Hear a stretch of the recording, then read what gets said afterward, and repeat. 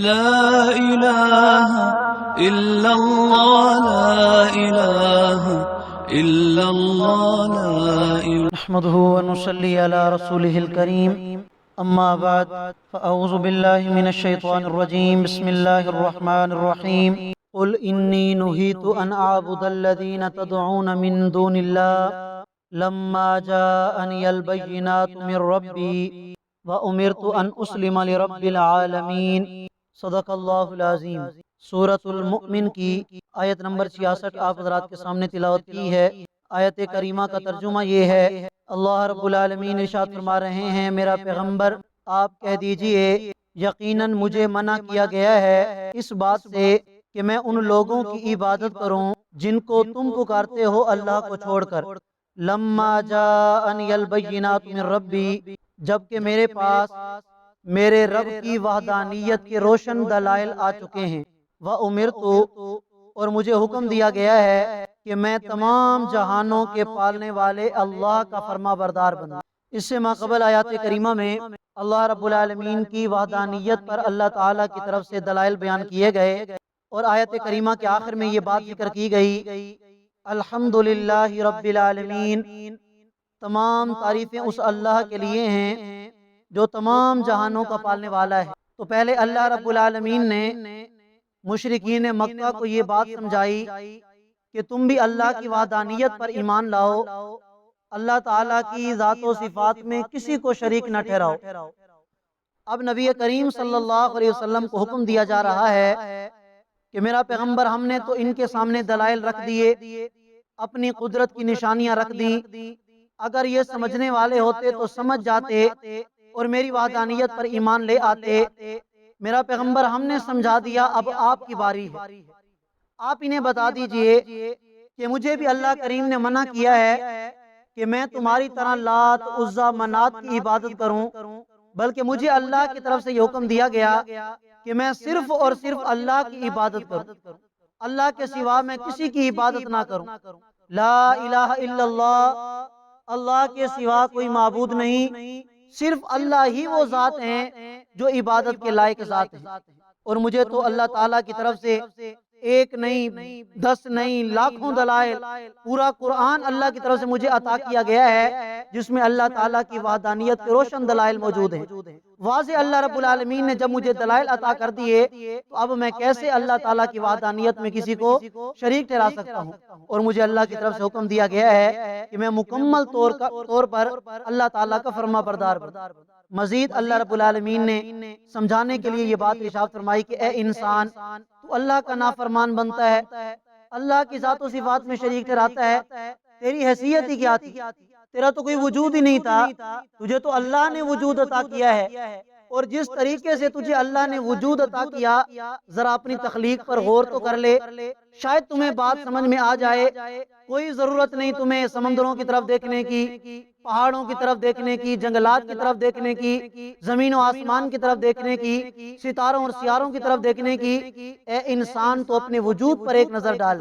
فرمایا هو الذی، وہی اللہ ہے، خلقکم من تراب، کہ جس اللہ نے تمہیں مٹی سے بنایا ہے، ثم من نطفۃ، پھر اللہ نے ایک غلیظ قطرہ نطفے سے تمہیں بنایا ہے، ثم من علقۃ، پھر گوشت کا ایک لوتھڑا اس سے اللہ نے تمہیں بنایا ہے، ثم یخرجکم طفلا، پھر اللہ نے ایک بچے کی شکل میں ماں کے پیٹ سے تمہیں باہر نکال دی۔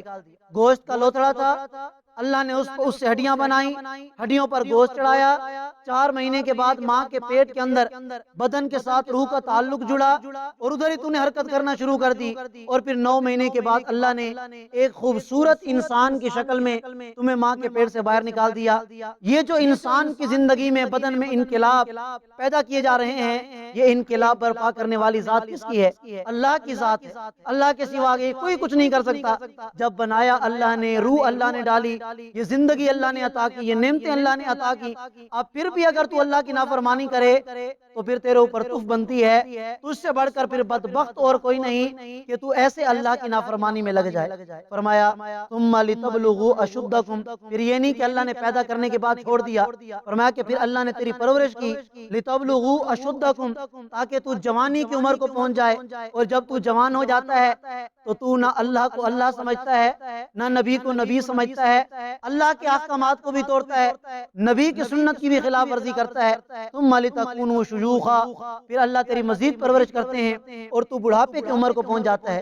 وَمِنْكُمْ مَنْ يُتَوَفَّى مِنْ قَبْلِ، اللہ فرماتے ہیں کہ تم میں سے بعض وہ ہیں جو اس سے پہلے وفات پا جاتے ہیں۔ آپ نے دیکھا ہوگا کہ جوانی سے پہلے مر جاتے ہیں یا جوان ہو کے مر جاتے ہیں بڑھاپے سے پہلے، تو فرمایا کہ کچھ تو پہلے مر جاتے ہیں اور کچھ بڑھاپے تک پہنچتے ہیں۔ وَلِتَبْلُغُوا أَجَلًا مُّسَمًّى، اور تاکہ تم ایک مقررہ میعاد تک پہنچ جاؤ، جس کا جو وقت اللہ نے مقرر فرمایا ہے، لا يستأخرون ساعة ولا يستقدمون، اس سے ایک لمحہ بھی آگے پیچھے نہیں ہوگا۔ جتنا بھی کوئی کتنی بھی اپنی طاقت اکٹھی کر لے، اپنے لیے وسائل اکٹھے کر لے، اللہ نے جو وقت مقرر فرمایا ہے اسی وقت مقررہ پر موت آئے گی۔ وَلَعَلَّكُمْ تَعْقِلُونَ، اللہ فرماتے ہیں یہ سارا نظام میں نے کیوں بنایا؟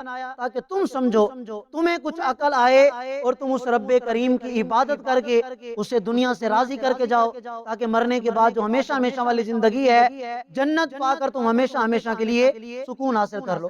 هو الذی یحیی و یمیت، فرمایا کہ وہی اللہ ہیں جو زندگی دیتے ہیں اور موت دیتے ہیں۔ فَإِذَا قَضَى أَمْرًا، اور اس کی شان یہ ہے کہ جب وہ کوئی کام کرنے کا ارادہ کر لے، فَإِنَّمَا يَقُولُ لَهُ كُن فَيَكُونُ، وہ کیا کہتے ہیں؟ کن، ہو جا تو وہ کام ہو جاتا ہے۔ اللہ نے اشارہ فرما دیا کہ اگر میں تم سب کے دل پھیرنا چاہوں اپنی طرف تو میں کن کہوں گا، سب کے دل پھر جائیں گے، لیکن اللہ فرماتے ہیں کہ میں نے تمہیں اختیار دیا ہے۔ دنیا کی زندگی میں دو راستے میں نے تمہیں دکھائے ہیں، یہ جنت والا راستہ، یہ جہنم والا راستہ۔ اللہ فرماتے ہیں کہ مجھے وہ انسان بڑا پسندیدہ ہے جو اپنے اختیار سے میری عبادت کرے۔ میں زبردستی تمہیں اپنا بنانا چاہوں تو میں بنا سکتا ہوں کن فیکون کے ذریعے، لیکن میں یہ دیکھتا ہوں کہ کون بندہ میرا، کون مسلمان اپنے اختیار سے میری بندگی کی طرف آتا ہے اور مجھے راضی کرنے کی کوشش کرتا ہے۔ اور آپ حضرات اچھی طرح جانتے ہیں وہ اتنا کریم رب ہے کہ نیکی چھوٹی سی ہوگی اس پر اتنا بڑا اجر آپ کو دے دیتا ہے۔ ایک عمل ہوگا احد کے پہاڑ کے برابر، آپ کے اخلاص کے مطابق آپ کو اجر عطا فرما دیتے ہیں۔ وہ اللہ تو بخشنے کے بہانے ڈھونڈتے ہیں۔ اللہ تعالی ہم سب کو سمجھنے اور عمل کرنے کی توفیق عطا فرمائے۔ جزاک اللہ خیر۔